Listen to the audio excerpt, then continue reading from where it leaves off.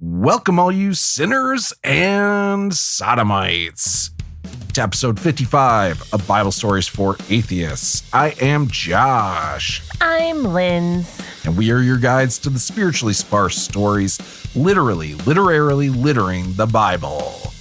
And in this episode, we are covering 1 Samuel, chapters 15 through 17. That doesn't sound like a lot of chapters, but it really felt like a lot of chapters. Yeah. It really did. Not an overly exciting portion of the Bible either. Even though it contains one of the most well-known stories from the Bible. The Bible. Yeah. We're covering David and Goliath in this. So it's a huge one, really. But there's also so many rebuttals to Christian bullshit in this, such as, does the God of the Bible care about all children's lives? Spoiler alert, no. Is the God of the Bible perfect and unerring? Spoiler alert, no. Does the God of the Bible change his mind? Spoiler alert, yes. Does the God of the Bible send demons to torment people? Spoiler alert, yes. Well, if demons are also known as evil spirits. That's the only spirits I know of that are evil, but who knows? So strap in and strap on for episode 55. He might be giant?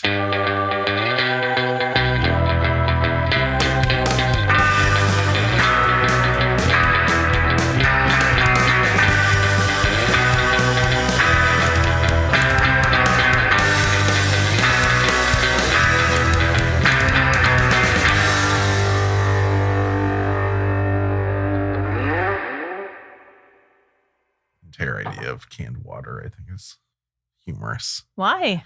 It just, I don't know.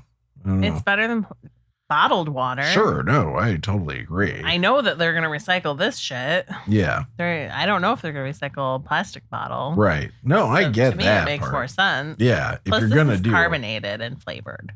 Oh, it is? Yeah. I thought all Liquid Death stuff was uncarbonated. No, there's only one normal one that's. There's only one Liquid Death? There's only one that's like uncarbonated. Oh, okay. Water. And then they have carbonated, unflavored. And then they have a couple different carbonated flavored ones. Oh, okay. Okay. If you're going to drink water that is not from a tap, it is better to consume, I would say, canned water, because the alternative to that would be boxed water. Oh, yeah, but that's by the DeVosses. Yeah, so even though the idea is good, the people I have a hard time supporting that. Yeah, people who business. Also seem to support anti-environmental regulations and stuff like that. Right, are selling themselves as boxed water stuff. Yeah, they like to play both sides of the field just to take money from everybody. Because really, that's their God. It is money. Yeah. Their profit is profit. So that's fun. I came across something recently, a YouTube video that I thought was really good. And I talked to you briefly about this offline. There's this YouTube channel called Useful Charts that is quite useful. And they have charts. They're very good at laying out information in ways that make sense, that visually make sense. And they put out this video just the other day of 37 Bible characters found throughout archaeology. Okay. And I bring this up because you brought up a really good question of like, I think in the episode when we started on 1 Samuel, I think you were asking along the lines of like, are we to the point where we know these people existed or not, Right.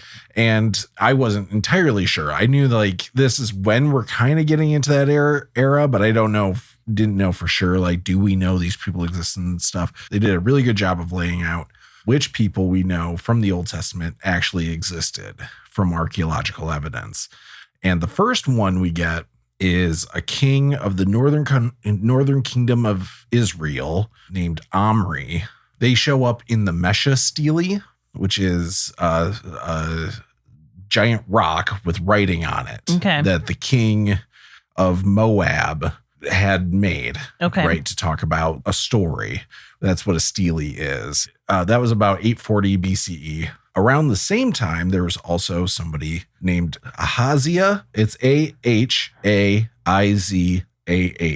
But he's the first king from the southern kingdom of Judah that we can verify existed. Okay. And we know that he was from a house of David. So this is the first time we hear that a house of David exists. But we never actually have any sort of archaeological evidence that David was ever mentioned by anybody. Just that a house of David is mentioned. Gotcha. Right? This guy is supposedly David's great grandson. Gotcha. All that's to say, it's quite a while after the story of David. When we actually start getting like these people, absolutely, there's proof right. that they exist. I see. Okay. Almost immediately, Linds's eyes started getting really sleepy. I know. As I started talking about that. I was like, yeah. I don't have anything to add to this. Is there no caffeine in that liquid death? There's not. No, that's unfortunate. Anyway, whatever. There's just that because you had made that really good question about like are we getting and so we're not is what you're saying. Not really, no. And it's going to be quite a while before we get to anybody that's and even then I feel like even once you get into like the Jesus stuff, it's still not like there's only so much you can really verify in history. Yeah. And also it's quite tall tales that's told about Jesus too. Very true. Yeah. I know it almost like it goes back to mythology again. Yeah. Well, mythology is interesting. I mean, look at how people glom onto things like Harry Potter. Oh, yeah. And the Twilight series and Hunger Games. This biblical scholar, I can't think of his name. He did a great job of pointing out if all you knew about George Washington was that he chopped down a cherry tree, everything you knew about George Washington would be a lie, but doesn't mean that George Washington himself didn't exist. Right. Right. So like everything we know about David could be a lie. It doesn't mean he didn't exist, Yeah. But, or Jesus could be. Well, we even had modern, mythologies in the United States, like Paul Bunyan and the guy with the hammer. John Henry? John Henry. Yeah. Yeah.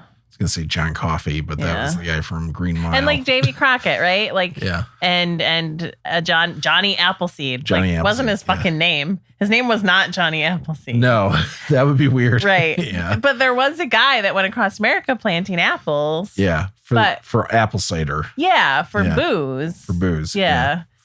He wasn't just because apples back then were shit. Nobody ate apples. Right.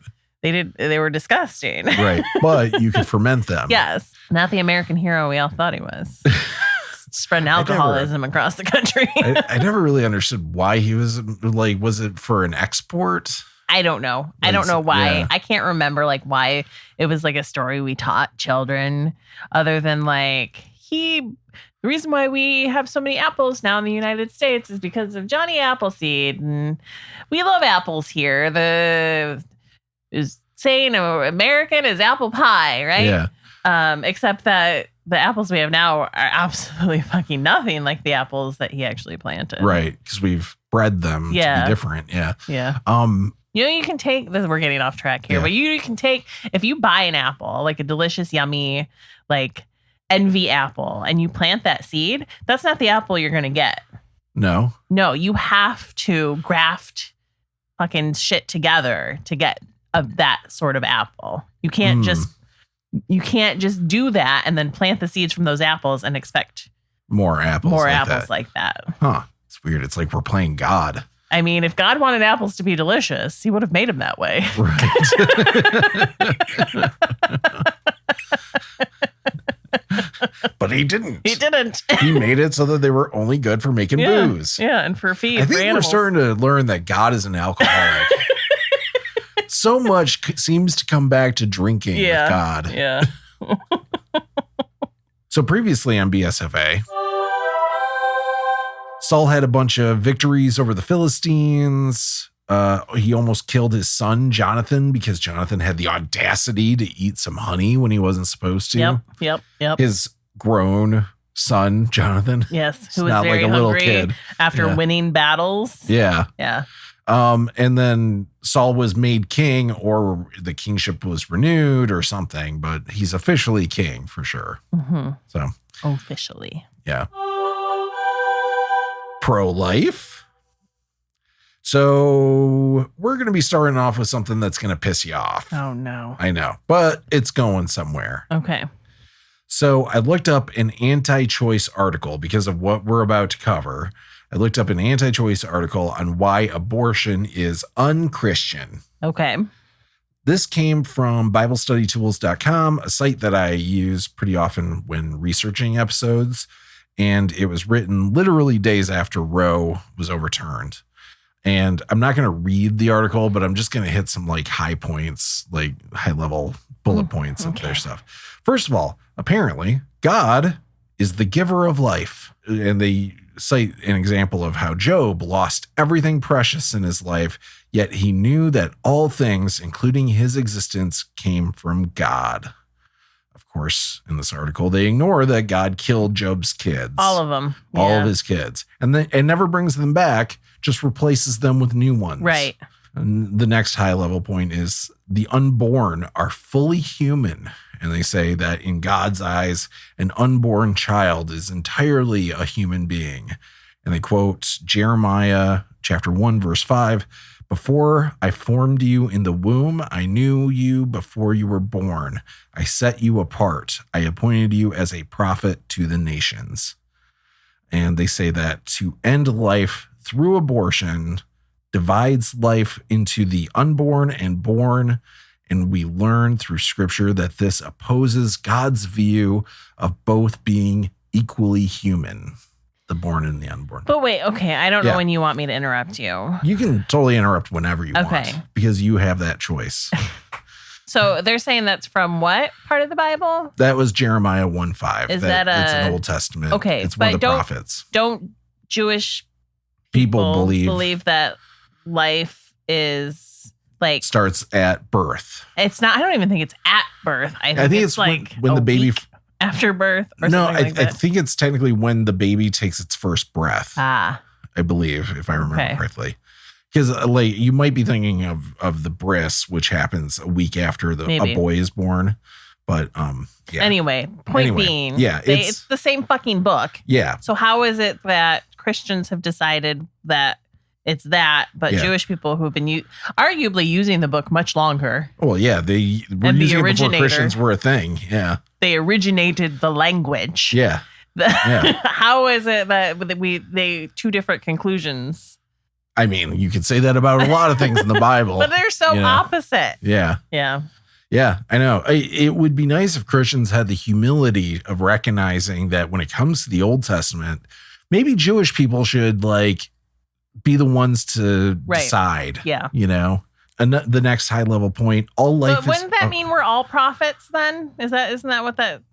If they're using that as the... instead of just Jeremiah, like I don't know for sure, but I'm assuming that's who God is talking to in that situation. So because he was talking about one very specific person that he knew before he was born. How do you pull from that he forms everybody in the womb and knows everybody instead of just this one person? How also is that not an argument for reincarnation? I don't think he's saying that. If you know Jeremiah somebody was somebody else. But if you know somebody before they're born, that means their soul exists outside of them. Why wouldn't it? That means he put a already formed soul that he knew into a body. Yeah, I mean, it's an interesting idea. I would define reincarnation as a soul leaving a body upon death and going into a new body. But you don't know that that's not what happened. I don't know that's not what happened. No, but I would think in this situation that God is saying like he created the soul before he created the body, kind of before he created the fetus, and then I guess injected the soul into the fetus. Yeah, didn't you know that sperm is just full of souls, tiny little souls? screaming. That's why you're also not allowed to masturbate. Yeah, because you're just expelling souls all over the ground. Millions of souls. If you really listen, you can hear all the souls dying every time you ejaculate. That's what gets me off.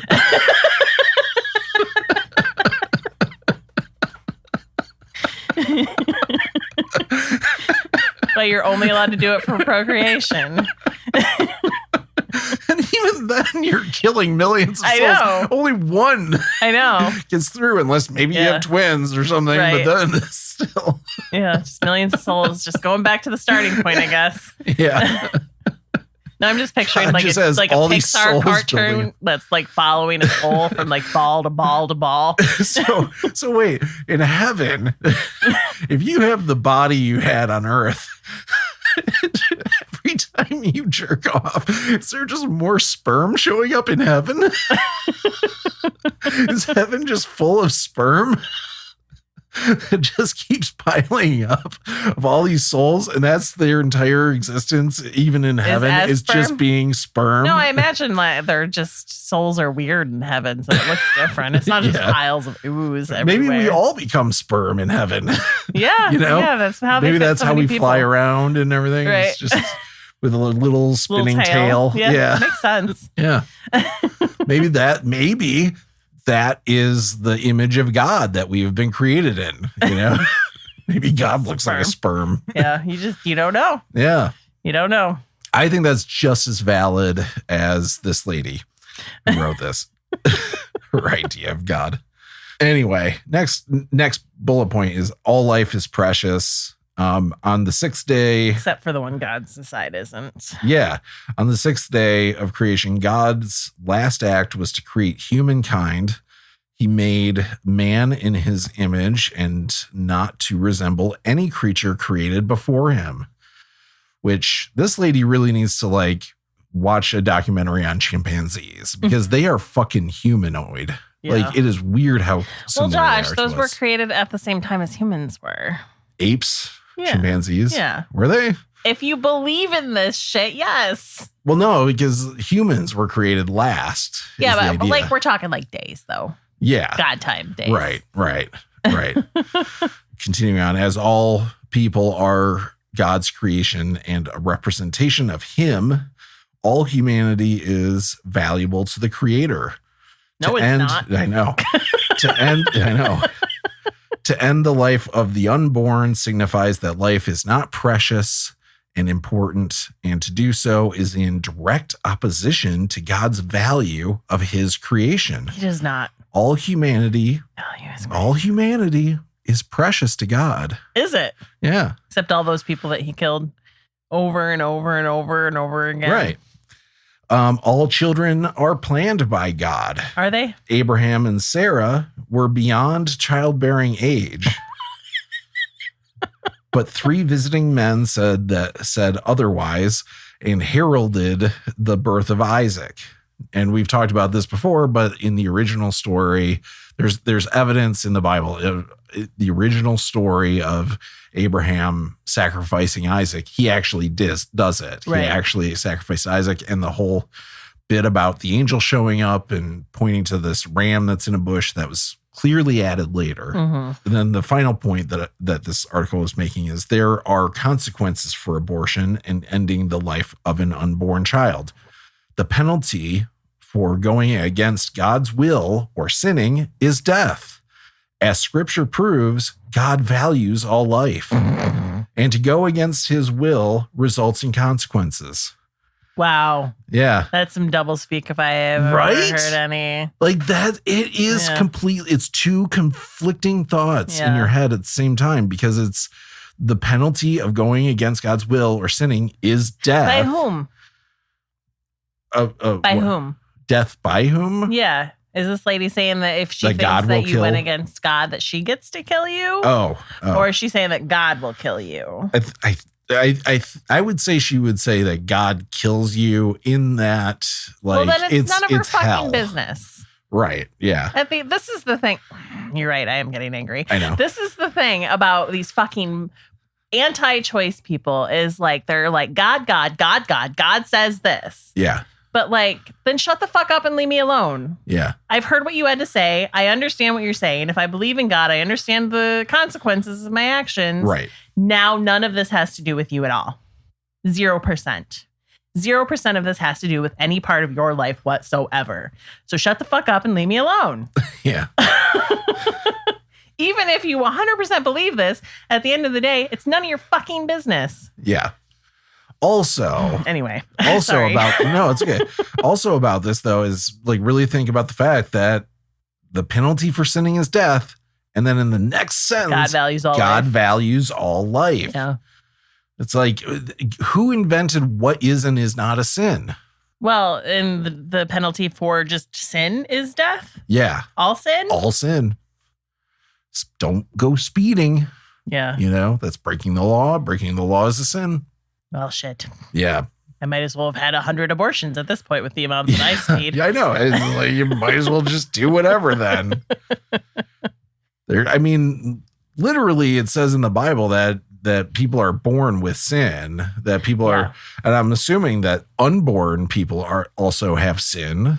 I mean, we do know that fetuses masturbate and stuff like that. They've confirmed that. They don't masturbate. But I mean, if you talk about touching genitals as masturbation, okay. Right. That kind of thing. Right. Then that's onanism. So, this is getting dark. It really is. Yeah. So there's have I talked about this comic book before? There's a comic book I read and I can't remember the name of it off the top of my head. So I don't know how helpful this is going to be to anybody. But basically the conceit of the story was we lived in a world where all abortion was illegal. But the way they did it is that like, it's because the child is considered like a fully responsible human, like from the minute they're conceived. What happened is that the baby killed the mother during childbirth and therefore was a murderer. Right. And got the death penalty. Right. You would think that would at least be manslaughter. Like it was unintentional. What happened? And it was the wife of the politician who really championed the making abortion super illegal and so he lost, giving 100% full rights to fetuses. Right. So not only did he lose his wife, he also lost his baby when really they could have just terminated this very troublesome pregnancy that everyone was like, this is going to kill her. Right. And things would have been okay. It's very much a situation that could arise today. Yeah. I mean, it does all the time. In some states, you know, all the time. All the time. Anyway, so all of that was to set up what we're covering. First up off the gate. Well, I'm excited. Yeah. So here is I don't know, the Bible. Samuel said to Saul, "The Lord sent me to anoint you king over his people Israel. Now, therefore, listen to the words of the Lord. Thus says the Lord of hosts, I will punish the Amalekites for what they did, opposing the Israelites when they came up out of Egypt. Now go and attack Amalek and utterly destroy all that they have. Do not spare them, but kill both man and woman, child and infant, oxen, sheep, camel, and donkey." Yeah, the sanctity of life is real apparent there. Yeah. It's not the first time he's commanded that either. No. He's definitely commanded, like, do not spare anybody. Yeah. Kill them all. Yeah. And they've done it. Yeah. So what would this lady say about stuff like this? Right. What if you said to her, but God told... Well, you're taking it out of context. By reading the whole thing. How are you taking God said to murder all of these people out of context? Yeah. Is it that like they're sinners, so God is punishing them by death? Right. But like the children are? Right. And the ox? Well, often what we hear with these people is that the reason why they were killing all of them is because they were committing child sacrifice. Right. That the Philistines, so you're going to kill the children, Amalekites, that are so you're killing the children, sacrifice? Yeah. So fucking backwards. Yeah. So this clearly it's just ethnic cleansing. Yeah. Oh, it totally is. They're just justifying ethnic cleansing. It totally is. Yeah. So clearly, all life is not precious. God is commanding that these children that he planned, quote unquote, be killed. Right. And God doesn't care about the lives of birthed people. Why would he care about unbirthed? Right. You know? Yeah. Anyway, so that was a fun start to this episode. Yep. So the Bible goes on. I'm in the mood to be funny now. Yeah, that's fair. So Saul summoned the people and numbered them in Talam, 200,000 foot soldiers and 10,000 soldiers of Judah. Saul came to the city of the Amalekites and lay in wait in the valley. Saul said to the Kenites, "Go, leave, withdraw from among the Amalekites, or I will destroy you with them, for you showed kindness to all the Israelites when they came up out of Egypt." So the Kenites withdrew from the Amalekites. Saul defeated the Amalekites. He took King Agag of the Amalekites alive, but utterly destroyed all the people with the edge of the sword. Saul and the people spared Agag and the best of the sheep and of the cattle and of the fatted calves and the lambs and all that was valuable, and would not utterly destroy them. All that was despised and worthless, they utterly destroyed. God said to destroy everything. Yeah, he did. Including the ox and the sheep. Yeah, and everyone. Yeah. So they spared the king.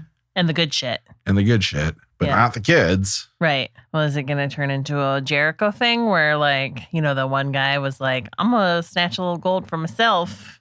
Yeah. Buried it in the ground. And then God had a whole, like, until somebody tells me who did it, I'm going to start killing you one by one. Yeah. Basically like a hostage taker or something. Yeah. It's kind of like that. Like God definitely gets pissed at this, or at least so Samuel says. Yeah. You know?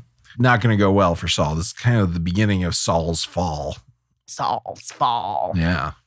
Who would have been surprised that the guy God didn't actually want to be king is going to be not great at listening to God? Right. Yeah. That God didn't really want to be king, who ended up hiding in the baggage to prevent himself from becoming king. Yeah. Yeah. The word of the Lord came to Samuel. "I regret that I made Saul king, for he has turned back from following me and has not carried out my commands." Samuel was angry. He cried out to the Lord all night. Samuel rose early in the morning to meet Saul, and Samuel was told. Saul went to Carmel, where he set up a monument for himself, and on returning he passed down to Gilgal. When Samuel came to Saul, Saul said to him, "May you be blessed by the Lord. I have carried out the command of the Lord." But Samuel said, "What then is this bleating of sheep in my ears and the lowing of cattle that I hear?" Saul said, "They have brought them from the Amalekites, for the people spared the best of the sheep and the cattle to sacrifice to the Lord your God, but the rest we have utterly destroyed." Then Samuel said to Saul, "Stop!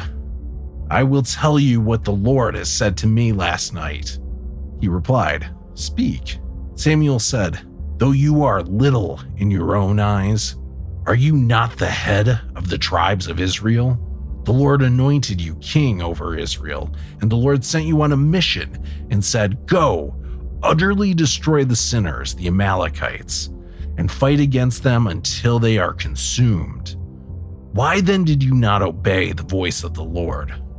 Why did you swoop down on the spoil and do what was evil in the sight of the Lord?" Saul said to Samuel, "I have obeyed the voice of the Lord. I have gone on the mission on which the Lord sent me. I have brought Agag, the king of Amalek, and I have utterly destroyed the Amalekites. But from the spoil the people took sheep and cattle, the best of the things devoted to destruction, to sacrifice to the Lord your God at Gilgal." Quick question. Yeah. How does God have regrets? That's a very good question. That's a very good question. One would think that a guy thing. Deity. Sure. Yeah. who like knows things, Like everything. has a regret about a decision that he's made. Yeah. He should know the way it's going to work out. In fact, he made Saul king because he didn't want there to be a king at all. He was pissed that they wanted a king. So he was like, this fucking guy then. Right. Well, of course it's not going to work out if you're just picking a guy because you want it to fail. Yeah. And then you're like, I regret this decision. Mm-hmm. Yeah. How does I mean, as a human person, I could have watched this happening and been like, oh, this isn't going to work out. There was the guy that was less among them, or everyone hated and wouldn't give him presents anymore. That was like, this guy? Oh. Remember? Wouldn't give him presents anymore. Yeah. He There's was the like, worthless fellows. Yeah. They talked about worthless fellows who questioned, is Saul going to be king or whatever? right. Yeah. Like this, basically they were like, this fucking guy? Yeah. They saw it coming. What? Because he's good looking? Right. Because he's tall? Right. We're going to make him king because he's tall? Yeah. Yeah. It doesn't make sense. They figured it out. Right. But God's like, I'm starting to regret my decision. Yeah. Starting to second guess this whole thing. Yeah. So how does an all-powerful, all-knowing, perfect being have regrets? Yeah. It's always been sold to Christians, that it's always been told to them that God doesn't change his mind. Right. His mind is completely unchanging because he knows everything. Yeah. And he's perfect. Right. So therefore, how could he change his mind? Yeah. How could he have regret? Right. And yet the Bible says he does. Says it. Straight up says he and it's says going to say it again. out too. of his mouth. Yeah. To Samuel. Yeah. I'm starting to regret my decision, bro. Yeah. And it's not the first time. So I looked up the Hebrew word that's used here for regret, and it's the same word that God says when he says that he regretted making humans before he wiped them all out with a flood. Right. So it's the same word. So he's multiple times has regretted things. Yeah. So Samuel responds to this with a poem, as one would. Sure. Basically asking, does God care more about sacrifice or obedience? And obviously he thinks God cares more about obedience. Right. So it doesn't matter that you disobeyed him so that you could make sacrifices to him by taking these he just animals. wants you to listen to him. He just wants obedience. Oh, so Catholics don't listen to this at all. Oh, no? No, because their whole thing is like, do whatever you want and then as long as you ask for forgiveness. Yeah. Which is kind of like sacrificing. Right. You could. Yeah. You could say that. The penance of it. Yeah. And then his poem ends with this line, because you have rejected the word of the Lord, he has also rejected you from being king. Saul's not going to be king forever, for long at least. Yeah. Yeah, I mean, if I were him, I'd leave that meeting with a real sort of like, well, it sounds like I'm losing my job soon. Yeah. So Saul apologizes for transgressing against the Lord and Samuel, and asks for forgiveness, and asks Samuel to go back with him so that Saul can worship the Lord. Samuel says no and starts to leave. So Saul grabs Samuel's robe and it tears. Samuel says that God has torn Israel from Saul that day, and says that since God is not mortal, his mind doesn't change. So ironic that they're just throwing that line in there right here after he just said he regretted making him Saul. Yeah. So Saul again asks Samuel to come back with him, and for some reason Samuel does it this time. So Samuel comes His back. butt was hanging out.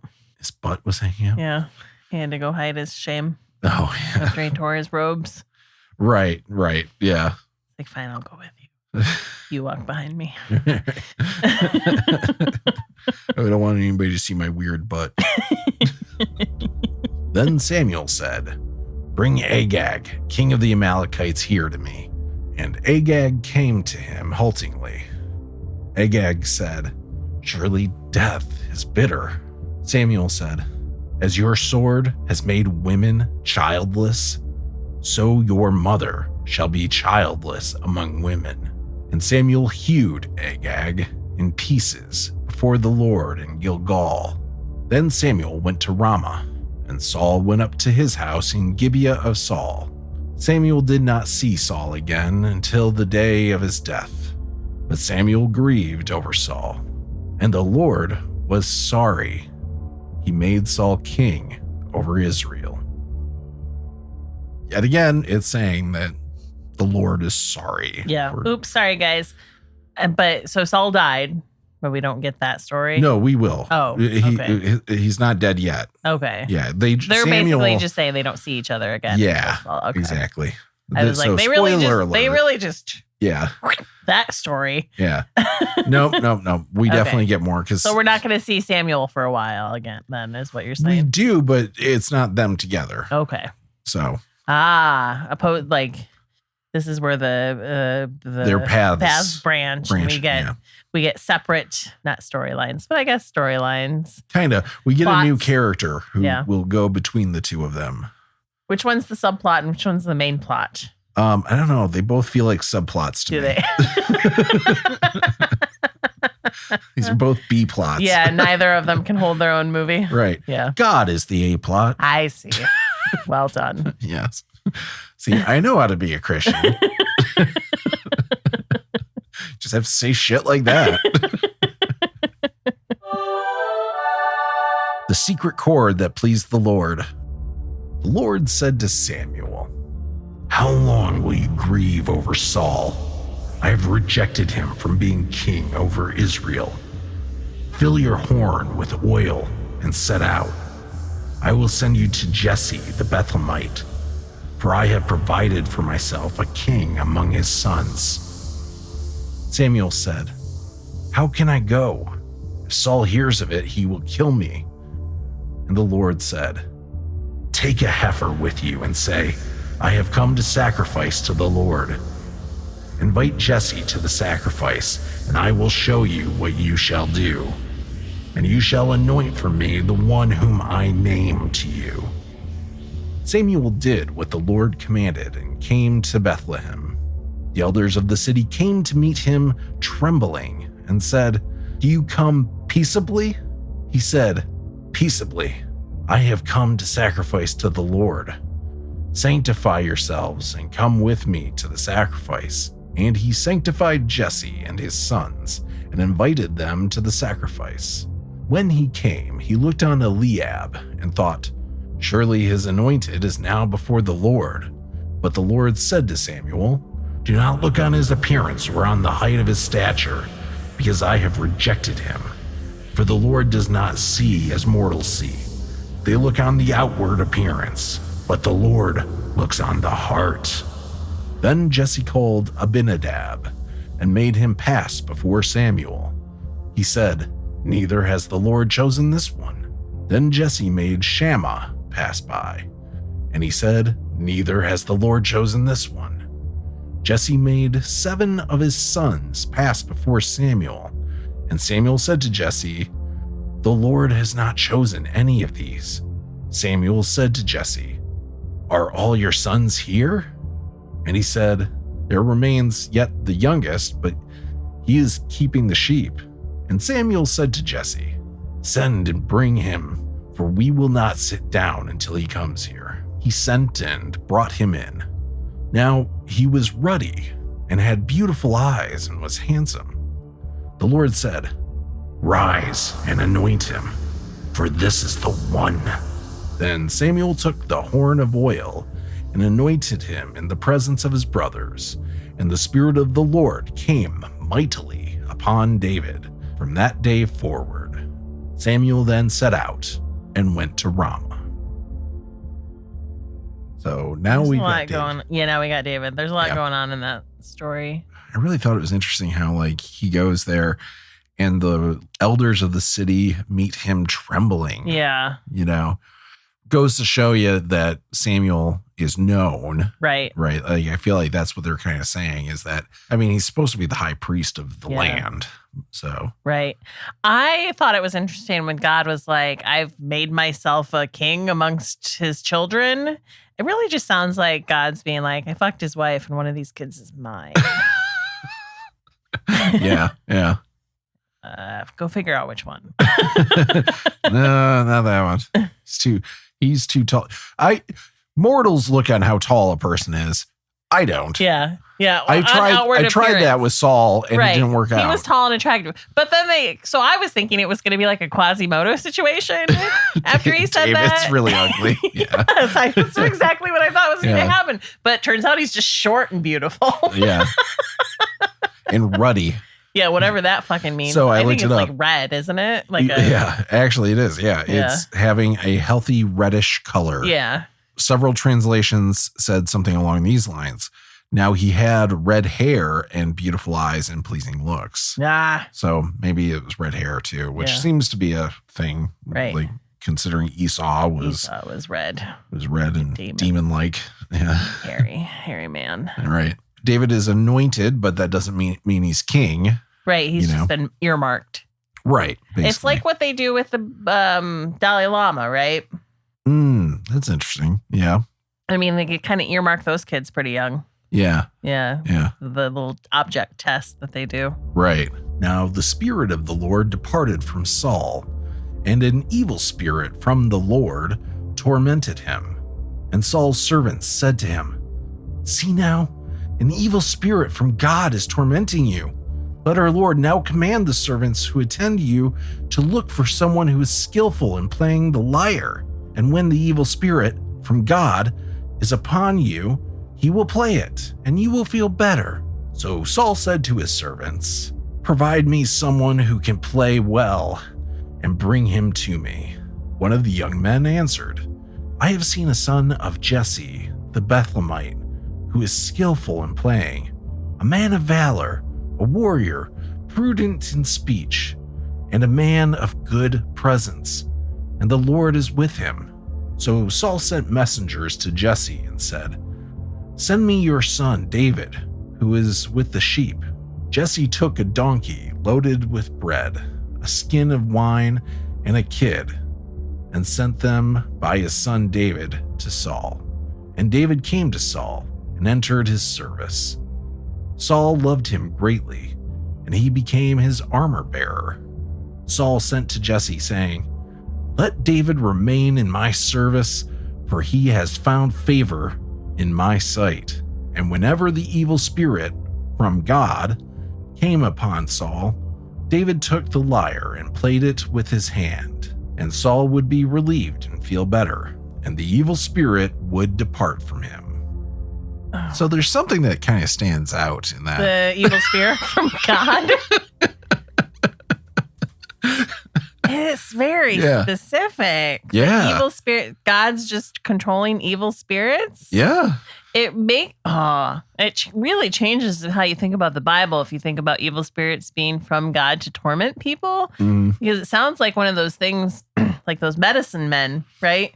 Where they're like going around selling cures to things that aren't real. Oh, snake oil salesman? Where they'll like make a problem and then sell you the fix to it. That's interesting. So is God going around filling people with evil spirits and being like, "I can help you with that." Right. You just got to believe in me. Yeah. Yeah. Oh yeah. This is the first time I've ever heard about like God controlling an evil spirit to torment somebody. Right. No mention of Satan whatsoever in this. No. Which is interesting to me because like we've talked about this before when we were talking about Job and stuff like that. It's very rare, especially in the Old Testament, to hear any talk of Satan. Right. But it's there. Yeah. You know, there are times where they talk about it. You doing okay with the eye? Yeah, I think I have sunblock in my eye. Yeah. Do you want to wash it out? No, or it's anything? fine. You're good? Yeah, okay. I'll just look at you weird the whole time. Okay, just keep winking at me. Yeah. So if I close my eyes, it's not because I'm sleeping or bored. It's because I'm just resting my eyes. I got you. Not in an old man way. You're totally going to fall asleep, though, if you keep doing that. It's fair. Yeah. Is this some time that has passed between when like Saul anointed David and when David was called? Samuel. Thank you. Yes. Yeah. When Samuel anointed David and when Saul called him to be in his service? We don't know. They didn't and also, how did Saul know that he was with the sheep? Yeah, I know. There's a lot. That was very specific. And it's your son a big David. coincidence, too, that like, oh, the kid that just got anointed to be the next king is the one that he's, right. But that's God's plan. It is God's plan. That's very clear in this. Yeah. It's very clear that all of this is happening because God wants it to happen for some reason. Yeah. And then David is, not only is he going to be the next king, but also very good at playing the lyre. Yes. With his hands. As opposed to... I don't know, but they called that out there. Did they? They said with his hands. Did they say they were with his very hands? specific in a lot of stuff in this very particular passage. They said he would play the lyre with his hands. I did not catch that. And I was like, as opposed to his speech or tongue or dick or... Oh, yeah. David took the lyre and played it with his hand. Yeah. Yeah. Yeah. David and the Virgo. This is definitely one of the longest chapters in the Bible. Okay. We're about to listen to 10 minutes. No, I've broken it up. Okay. But it's a very long chapter. Broken it up. Yeah. Broken it up. Now the Philistines gathered their armies for battle. Saul and the Israelites gathered and encamped and formed ranks against the Philistines. The Philistines stood on the mountain on one side, and Israel stood on the mountain on the other side, with a valley between them. And there came out from the camp of the Philistines a champion named Goliath of Gath. Oh no! His height was 4 cubits and a span. He had a helmet of bronze on his head, and he was armed with a coat of mail. The weight of the coat was 5,000 shekels of bronze. Whoa. He had greaves of bronze on his legs and a javelin of bronze slung between his shoulders. The shaft of his spear was like a weaver's beam, and his spear's head weighed 600 shekels of iron. And his shield bearer went before him. He stood and shouted to the ranks of Israel, "Why have you come out to draw up for battle?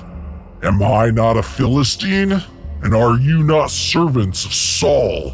Choose a man for yourselves and let him come down to me. If he is able to fight me and kill me, then we will be your servants. But if I prevail against him and kill him, then you shall be our servants and serve us." And the Philistine said, "Today, I defy the ranks of Israel. Give me a man that we may fight together." When Saul and all Israel heard these words of the Philistine, they were dismayed and greatly afraid. David and Goliath. David and Goliath. I wonder who's going to be the guy that goes down to fight the giant. It's gonna be Samuel. No. So I asked ChatGPT to clear up some of the measurements that was in this. Okay. Goliath is described as being 6 cubits and a span tall. A cubit is generally thought to be about 18 inches, which is approximately 46 centimeters, if that's your fetish, though it can vary somewhat. A span is roughly half a cubit, so about 9 inches or 23 centimeters. So 6 cubits and a span would be about 9.75 feet or almost 3 meters tall. That's not that tall. It's almost tall. 10 feet. It's tall. I don't know if there are humans that get that tall. It is tall. I'm not saying it's not tall. What I'm saying is that in my mind, he was a giant, and a giant is bigger than 9 feet tall. Oh, okay. Tallest human ever. It's gonna come up as Goliath. So, according to the Guinness Book of World Records, the tallest human in recorded history was Robert Wadlow of the United States, who lived from 1918 to 1940, and he was 8 feet 11 inches. Okay, so not even as tall. No, but how tall was Goliath? 9.75 feet, like probably 9'9". So, but not that much taller than Mr. Robert Wadlow. Like almost a foot. Anyway, it does. What's funny though about that is you might be thinking, but you're probably not. 6 cubits. Didn't the reading say 4 cubits? That's because as ChatGPT went on to say. Some ancient texts, such as the Dead Sea Scrolls and the Septuagint was the an ancient Greek translation of the Old Testament. They give Goliath's height at 4 cubits and a span, which would be about 6.75 feet tall. Oh, that's hardly tall at all. I know, it's short of 7 feet. Yeah. Or a bit over 2 meters. This is a more believable height for a very tall man, and some scholars consider it to be the more likely original reading. Okay. 1 Samuel 17:5 mentions that Goliath's coat of mail weighed 5,000 shekels of bronze. The shekel in biblical times varied in weight, but was often estimated at about 11 grams. So 5,000 shekels would be about 55,000 grams, or approximately 121 pounds. Oof. This would have been extremely heavy armor suitable for a giant of a man. Goliath's spear is said to have an iron point that weighed, I thought it said bronze. Yeah. 600 shekels. Oh, no, I think it did say iron for the point. Was it? Everything else was bronze. This would be 14.5 pounds. Wow. A hefty arrowhead to that big old spear. Yeah. Big old bullet. Big old spear for a big old man. Yeah. Now, David was the son of an Ephrathite of Bethlehem in Judah named Jesse, who had 8 sons. In the days of Saul, the man was already old and advanced in years. The 3 eldest sons of Jesse had followed Saul to the battle. David was the youngest. The 3 eldest followed Saul, but David went back and forth from Saul to feed his father's sheep at Bethlehem. For 40 days, the Philistine came forward and took his stand, morning and evening. Jesse said to his son David, "Take for your brothers an ephah of this parched grain and these 10 loaves, and carry them quickly to the camp to your brothers. Also take these 10 cheeses to the commander of their 1,000. See how your brothers fare, and bring some token from them." Now Saul and all the men of Israel were in the valley of Elah, fighting with the Philistines. David rose early in the morning, left the sheep with a keeper, took the provisions, and went as Jesse had commanded him. He came to the encampment as the army was going forth to the battle line, shouting the war cry. Israel and the Philistines drew up for battle, army against army. David left the things in charge of the keeper of the baggage, ran to the ranks, and went and greeted his brothers. As he talked with them, the champion, the Philistine of Gath, Goliath by name, came up out of the ranks of the Philistines and spoke the same words as before, and David heard him. Like I said, I broke this chapter up a little bit, but I don't know how much there's to say between some of these readings. Yeah. It's like, it felt very like, we already know who David is. And yeah. Like they just reiterated. Well, we do, but what's interesting, there's going to be an interesting thing at the end of this that I kind of think is going to call back to the fact that they're spelling out that he's the son of Jesse, that he has these 8 brothers and stuff like that, and that he's the youngest. The fact that they're kind of reintroducing him here is interesting with how this story is going to end. So we'll come back to that, I think. Okay. All the Israelites, when they saw the man, fled from him and were very much afraid. The Israelites said, "Have you seen this man who has come up? Surely he has come up to defy Israel. The king will greatly enrich the man who kills him and will give him his daughter and make his family free in Israel." David said to the men who stood by him, "What shall be done for the man who kills the Philistine and takes away the reproach from Israel? For who is this uncircumcised Philistine that he should defy the armies of the living God?" The people answered him in the same way, "So shall it be done for the man who kills him." His eldest brother, Eliab, heard him talking to the men, and Eliab's anger was kindled against David. He said, "Why have you come down here? With whom have you left those few sheep in the wilderness? I know your presumption and the evil of your heart, for you have come down just to see the battle."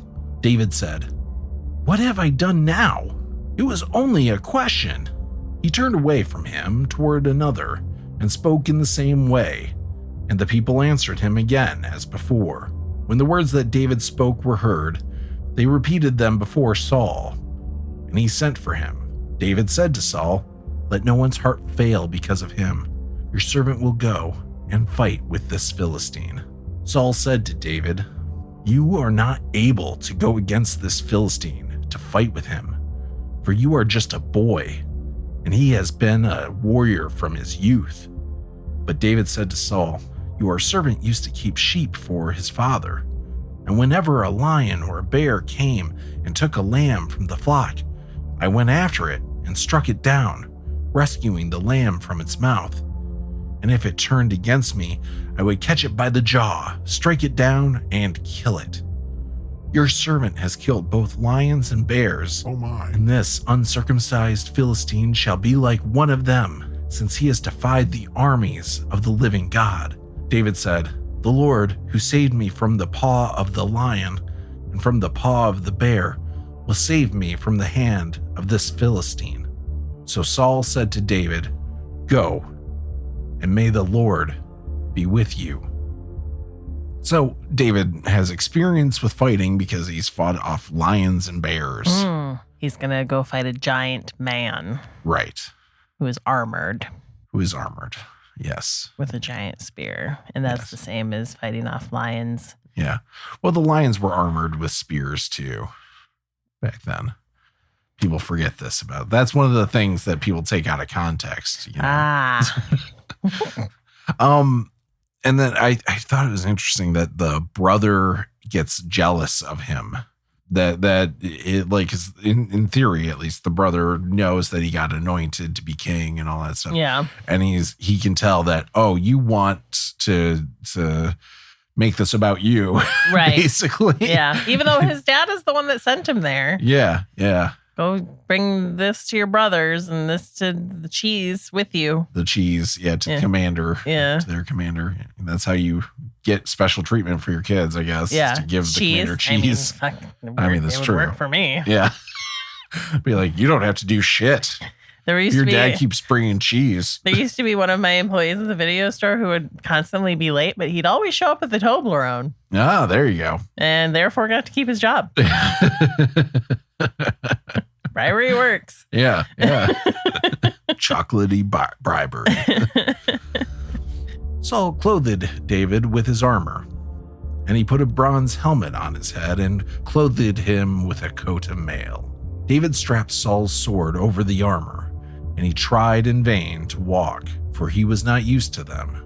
Then David said to Saul, "I cannot walk in these, for I am not used to them." So David removed them.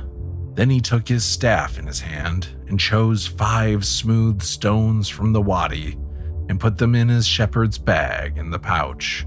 His sling was in his hand, and he drew near to the Philistine. The Philistine came on and drew near to David, with his shield bearer in front of him. When the Philistine looked and saw David, he disdained him, for he was only a youth, ruddy and handsome in his appearance. The Philistine said to David, "Am I a dog that you would come to me with sticks?" And the Philistine cursed David by his gods. The Philistine said to David, "Come to me, and I will give your flesh to the birds of the air and to the wild animals of the field." But David said to the Philistine, "You come to me with a sword and a spear and a javelin, but I come to you in the name of the Lord of hosts, the God of the armies of Israel, whom you have defied. This very day the Lord will deliver you into my hand, and I will strike you down and cut off your head. And I will give the dead bodies of the Philistine army this very day to the birds of the air and to the wild animals of the earth, so that all the earth may know that there is a God in Israel, and that all this assembly may know that the Lord does not save by sword and spear, for the battle is the Lord's, and he will give you into our hand." When the Philistine drew nearer to meet David, David ran quickly toward the battle line to meet the Philistine. David put his hand in his bag, took out a stone, slung it, and struck the Philistine on his forehead. The stone sank into his forehead, and he fell face down on the ground. So David prevailed over the Philistine with a sling and a stone, striking down the Philistine and killing him. There was no sword in David's hand. Then David ran and stood over the Philistine. He grasped his sword, drew it out of its sheath, and killed him. Then he cut off his head with it. Were you falling asleep? No, Okay. it wasn't. Okay. Just making sure. That happened very quickly. Yeah, I know. It was a lot of build up and Yeah. then it was just over too quick. It Yeah. was like losing your virginity. Which sometimes also involves a rock to the head. Yeah.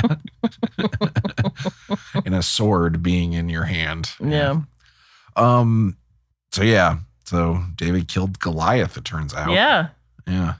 It is very anticlimactic. Like, it's all this buildup. Nobody will fight him. And then he threw a rock at his face and it killed him immediately. Yeah. I think it's funny that he gathers 5 stones And only uses one. He only uses one. Yeah. But I guess, You just never it's a know. good shot. Yeah. Yeah. When they were listing out stuff, did they say he had a helmet? Goliath? Yeah. A Oh, bronze? yeah. He had a helmet of bronze on his head. Yeah. So it would have had to have gotten through the bronze Or helmet. hit somewhere where the helmet didn't cover. Yeah. I don't know. I don't know. David killed Goliath. I don't know what else. I know. And he cut off his head. Yeah. Yeah. The skull is a pretty heavy duty sort of brain protection. Yeah. I feel like especially in the forehead. Yeah. You know? So you'd have to like rock a guy super hard in the head with a rock to like even knock him out, let alone kill him. Right. Is it the rock that killed him, or did the rock knock him out and then he cut the head? It was the defenestration that killed him. On his forehead, the stone sank into his forehead. So, I mean, that. And then he fell face down to the ground. So David prevailed over the Philistine, striking down the Philistine and killing him. Okay. All right. Wow. I mean, that must have been with the power of God. Yeah. It's the only way that actually would have worked. It's the power of physics. I don't even think it's that. Yeah. I've knocked my head pretty hard. Right. Yeah, I know it's fanciful, but it is also like a cool story in that like it's a useful story. Like it's something that gets used quite a bit as an analogy of the little person against the big person superpower. Yeah, using your intelligence over just brute strength, right? That kind of thing. Yeah. As far as like actually happened, obviously bullshit. Right. Also, like you just kind of wish that there was a little more back and forth between him and David. Yeah, I know. Just in terms of like modern storytelling, like this would have been, this would never have been greenlit as like a movie. No. If they story. they would have tried to make it into like a trilogy, first of all. Right. And so they would have had to add like a whole bunch of extra stuff that's just not in there. Right. You know? Yeah. There would have been like little people running around, probably trying to smaller people, even smaller people, even smaller than the Hobbit story, because they need to be better than that. Yeah. Anyway, the chapter wraps up with this, and this is what I was talking about when it comes to, it being interesting that they reintroduced David. When the Philistines saw that their champion was dead, they fled. The troops of Israel and Judah rose up with a shout and pursued the Philistines as far as Gath. The Israelites came back from chasing the Philistines, and they plundered their camp. David took the head of the Philistine and brought it to Jerusalem, but he put his armor in his tent.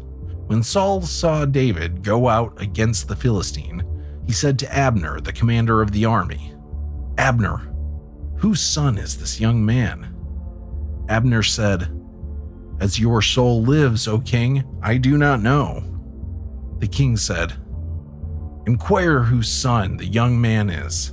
On David's return from killing the Philistine, Abner took him and brought him before Saul, with the head of the Philistine in his hand. Saul said to him, "Whose son are you, young man?" And David answered, "I am the son of your servant, Jesse, the Bethlehemite." Yeah. But Yeah. David was already part of Saul's Troop.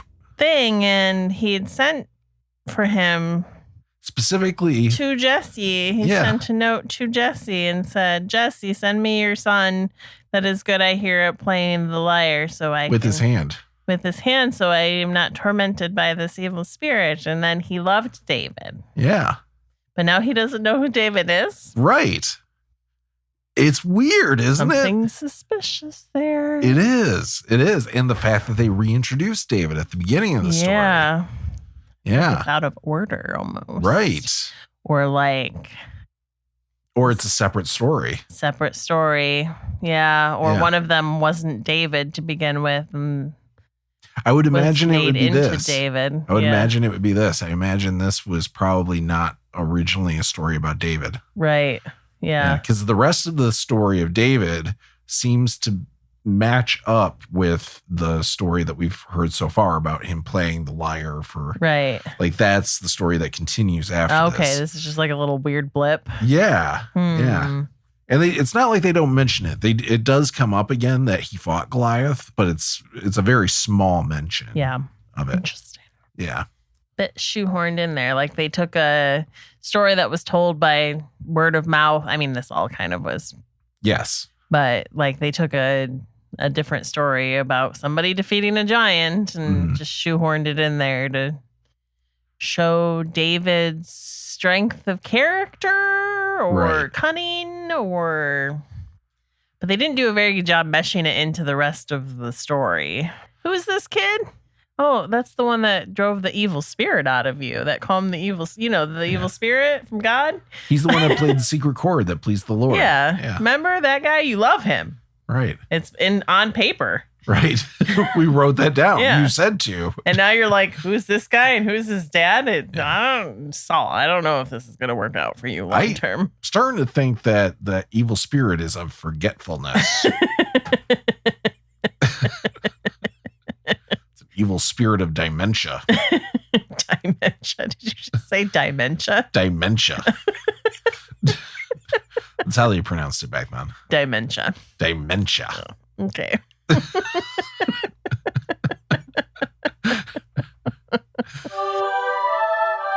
That's it for this week. Right on. All right.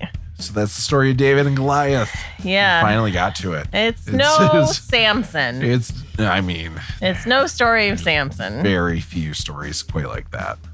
But I'm glad we got through it. It was more boring than I expected it to be. Yeah. I really wish there was more Goliath, like you were saying. I really wish they had put more of that character in there because he kind of seemed like he was vaguely, somewhat interesting at least. He was like, kind of an asshole. Right. Definitely had like bravado to him. Yeah, for sure. Confident. Yeah. You just kind of wish there was a little bit more of back and forth. Yeah.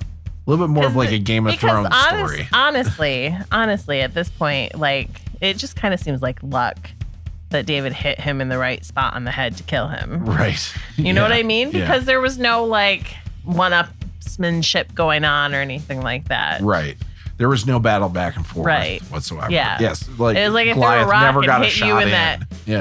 that one special spot, that soft spot in your skull that never where the bones never grew together when you were a baby. Yeah. And now you're dead. Right. Look at me. Yeah. I like how he found Goliath's one weak spot, his head. Yeah. And this giant man who one could argue probably has a much more solid skull than any of us do. Right. Yeah. And is wearing a helmet. Yeah. That he managed to hit the one spot that instantly killed him. Right. Yeah. I don't know. It obviously seems like not true. Well, yeah. Yeah. I can see like that. I can see somebody having killed somebody with a sling, Sure, you could kill somebody with a slingshot if you hit him in the right spot on the head. Yeah. But like, there's a lot of things going on there that would like, again, prevent it from being just this very first Right. blow too. Like, if anything, they should have he should have orchestrated some way for Goliath to get his helmet off It would have been or something. Yeah. Now I'm picturing though, like it doesn't sink in the first time or anything. Like it just hits him and it hurts. David just keeps using the sling and hitting him in the exact same spot over and over again.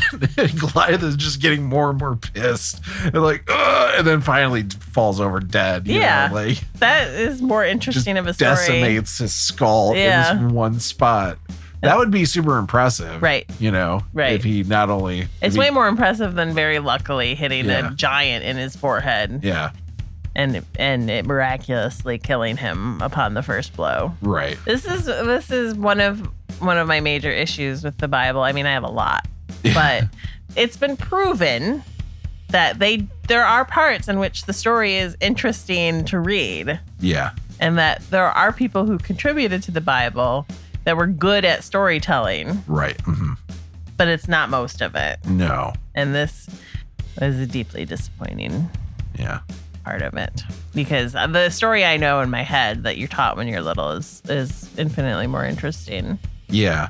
Well, than the actual played out story in the Bible. And what's funny is I think they tell it to you in a way that it makes it seem like they're just kind of summarizing it. Mm-hmm. And then your child brain fills that in with more detail and makes it seem more interesting and extreme. Yeah, and but really they just told you the whole story. Yeah, they really just did. Yeah. Yeah. Well, shucks. I know it's kind of like seeing a trailer for a movie and then you go see the movie and you realize, oh, they put all the good parts in the trailer. Yep. That's exactly what it is. Anyway, so that's it for this episode. Next time, Saul and David's relationship sours. But we also get one of the best gay love stories in the Bible. That's exciting. Yeah. I can't wait. One of the best. Pretty much the best. Except for... It probably is. Raoul and... and Jethro. Jethro, yes. Moses' dads. Yes. Father-in-laws. Father-in-laws. Yeah. Dads-in-laws. Dads-in-laws.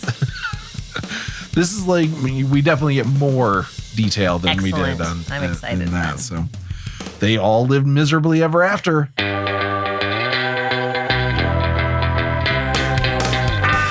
Thank you so much for checking out our podcast. Help us grow the audience by sharing us with your friends or giving us a share on social media. And we love hearing from you. You can reach out on our website at bsfa.cc.